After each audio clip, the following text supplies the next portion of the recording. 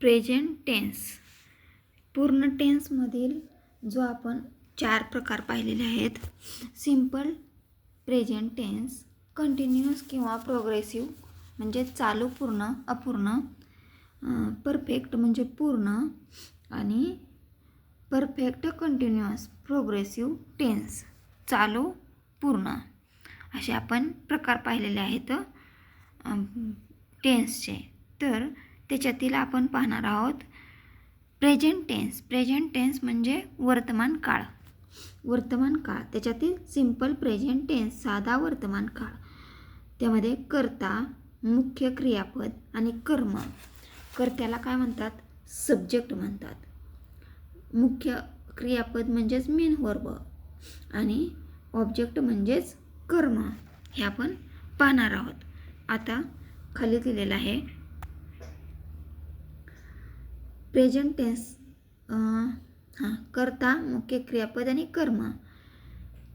कर्ता म्हणजे सब्जेक्ट, मुख्य क्रियापद एम-ए म्हणजे मेन वर्ब आणि मेन वर्बलाच एस किंवा ईएस प्रत्यय लागून येतो सिंपल प्रेझेंट टेन्समध्ये आणि कर्म असतं ऑब्जेक्ट. आय व एक व अनेक वचन करते, मुख्यतः मुख्य क्रियापद म्हणजेच एम-ए मेन वर्ब. आता इथं उदाहरण दिलं या आय लव माय फॅमिली. याच्यामध्ये आय हा झाला सब्जेक्ट, लव झाला हा मेन वर्ब आणि माय फॅमिली झाला ऑब्जेक्ट. या पद्धतीने ह्याच्यामध्ये येते आय लव माय फॅमिली. तर ह्याच्यातलं आपण कोणताही एक वचन करता क्रियापदास यस किंवा यस प्रत्यय लागतो. कोणत्याही एक वचन करता क्रियापदास काय येतं? यस किंवा यस प्रत्यय लागतं. याच्यामध्ये दिलेलं आहे. आता सी लव्ज हिअर फॅमिली. आता इथं काय यस किंवा यस म्हटलंय? लव, इथं यस लागलंय.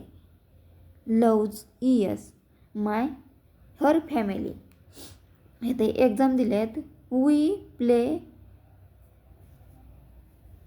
Carrom, they write noble history. Uma speaks येस लागले इथं, स्पीक्स इंग्लिश. ही वर्क्स येस लागले. हॅवड in the garden. She brings potatoes. She will eat mangoes. ईटचं दुसरं रूप काय केलं आहे? इथं म्हटलं आहे ना यस किंवा यस प्रत्यय लागतो. मग सी ईटचं एट होतं आहे, एट्स. A mango, एट्स, EAT, eat, eight, eaten असे 3 रूप आहेत. एट. पुढचं पाहू आपण सिंपल प्रेझेंट टेन्स साधा वर्तमान काळ. यामध्ये 7वं वाक्य आहे. We had put the bag. We had put the bag.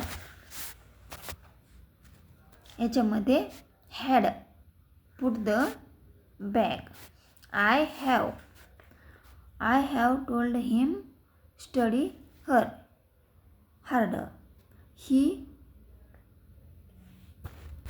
But he refuse, ES लागले.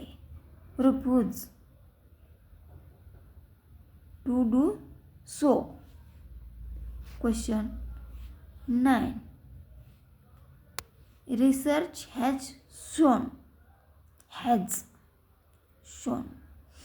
People gathered in the hall. ED. People gather in the hall. Question. आता पुढचं जे वाक्य दिलेलं आहे ते my teacher will me in my study. My speech helps me in my study. Present continuous किंवा progressive tense म्हणजे चालू वर्तमान काळ. यामध्ये कर्ता एम, इज, आर, ऑज, विअर. ह्याच्यामध्ये काय येते? प्रेझेंटमध्ये काय येते? एम, इज, आर म्हणजेच मेन वर्ब आणि क्रियापदाला काय येते? ING हा प्रत्यय लागून येतोय आणि ऑब्जेक्ट येते. मग इथं वाक्य दिले आहे, we are making history in India today. आता वी झालं सब्जेक्ट, आर झालं मेन वर्ब, मेकिंग क्रियापदाला काय म्हटलं आहे, ING प्रत्यय लागला आहे. मेकचं ING लागलं आहे, मेकिंग झालं आहे, making. History in India today हे झालं ऑब्जेक्टिव्ह. पुढचं वाक्य दिलेलं आहे इथं, I am doing hated work. आता I am doing hated work, main helping verb काय, हेल्पिंग वर्ब ह्याला ING प्रत्यय लागला, क्रियापदाला ING लागला. डूचं doing ING. He is living in Poona ING, he is living in Poona. My family is MIS म्हटलेलं ना. तर ह्याच्यामध्ये जे आहे MIS हेल्पिंग वर्ब ह्याच्यात आणि क्रियापदाला ING लागले. हेल्पचं ING helping. The poors. Mother have finished, have has had त्याच्यातलं हॅव. फिनिश्ड ED लागले क्रियापदाला. Her work. प्रेझेंट प्रोग्रेसिव्ह दिला आहे. मदर इज फिनिशिंग ING लागले आणि MIS हा हेल्पिंग वर्ब आणि क्रियापदाला ING लागले. फिनिशिंग हर वर्क हे झालं objective. I am happy because principal is giving the holiday.